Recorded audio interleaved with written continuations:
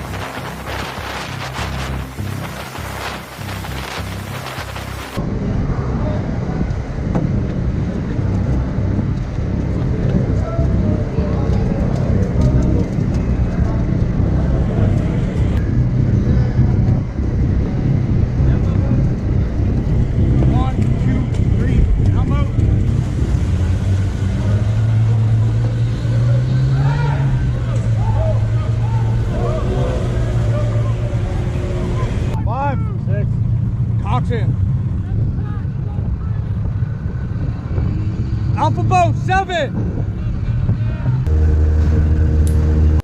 What do you have to say concerning this video? I hope you saw everything.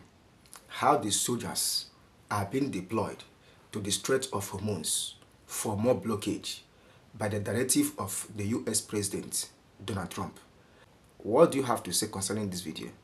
Drop your opinion in the comment section. Let's know what you think. For more updates like this, subscribe.